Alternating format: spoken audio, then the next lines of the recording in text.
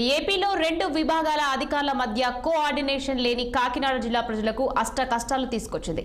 Irrigation, municipal engineering అధికారుల సమన్వయ లోపంతో జిల్లాలో తాగునీటి కష్టాలు మొదలయ్యాయి.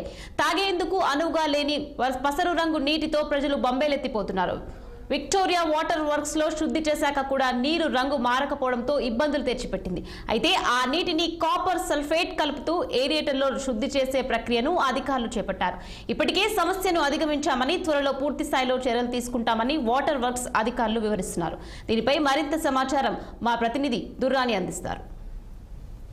కాకినాడ ప్రజలకు నీటి కష్టాలు తప్పవా అంటే ఖచ్చితంగా కష్టాలైతే ఉండే అవకాశాలు మాత్రం ఉన్నాయి. ఎందుకంటే నీటి ఎద్దడి లేకపోయినా ఈ నీరు మాత్రం పసర రంగులోకి మారిపోయి ప్రజలు మాత్రం గత 4-5 రోజులుగా తీవ్ర ఇబ్బందులు గురవుతున్నారు.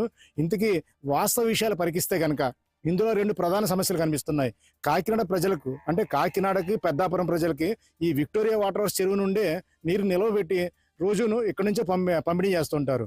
వాస్తవంగా ఈ చెరువు నుంచి కాకినాడకి ఏకంగా గ్రావిటేషన్ పద్ధతిలో నీరు వస్తుంది. అక్కడ పరిశుభ్రంగా మొత్తం ఇవన్నీ కలిపిన తర్వాత పరిశుభ్రం చేసిన తర్వాతే నీటిని ప్రజలకు తాగునీరుగా మార్చి అందరికీ అందిస్తుంటారు. ఇది సూక్ష్మంగా అందరికీ తెలుసున్న కదే.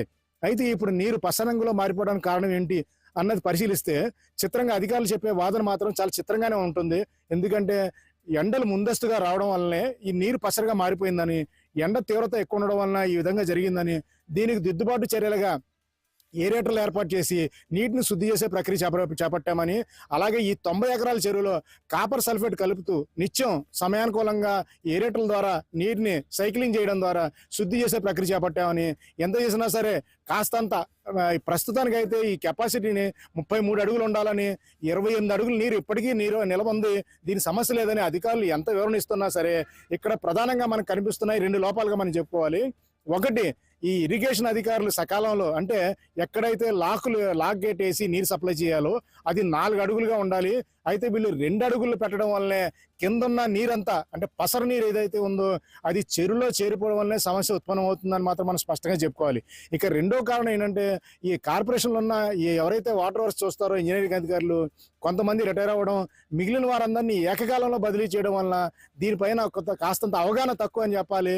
ఎందుకంటే రాబోయే సమ్మర్లో కాలువలు మూసే సమయానికి ఇందులో నీరు తగ్గట్టుగా నిల్వ చేయాలి. ఎందుకంటే 4 లక్షల మందికి 90 ఎకరాల నీరు ఇదొకటి, అలాగే అరట్లగట్లో ఒక చెరువు ఉంది.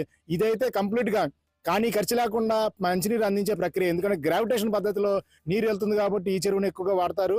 అధికారులు కూడా స్పెషల్ ఆఫీసర్ గా జిల్లా కలెక్టర్ ఐఏఎస్ ఆఫీసర్ ఉన్నారు, కమిషనర్ గా ఐఏఎస్ ఆఫీసర్ భావన ఉన్నప్పటికీ చిన్న సమస్య పెద్దగా మారిపోయి 4 లక్షల మంది కాకినాడ ప్రజలు గత 3 రోజులుగా ఈ రంగుమారి నీళ్లతో ఇబ్బందులు పడుతున్న పరిష్కారం దొరకట్లేదంటే దాన్ని బట్టి మనం అర్థం చేసుకోవచ్చు. అధికారుల వివరణ ప్రకారం అయితే కనుక ఇప్పటికే దీన్ని కాస్తంత రంగు మార్చామని, ఈ నీరు పసరు ఎక్కడం వల్లనే తమ లోపం ఏమీ లేకపోయినా ఈ ఎండల మీద ప్రకృతి మీద ఈ కారణంగా చూపుతున్నారు అధికారులు. ఇక్కడ మనం చూసుకుంటే ప్రధానంగా ఈ చెరువు 90 ఎకరాలు, ఇక్కడ రైతుల వంతులు అయిపోయిన తర్వాత వచ్చే వాటర్ని ఇక్కడ నిలబెట్టిన తర్వాత దీన్ని పరిశుద్ధ చేసే సాధనంగా ఎప్పుడు జరగలేదు.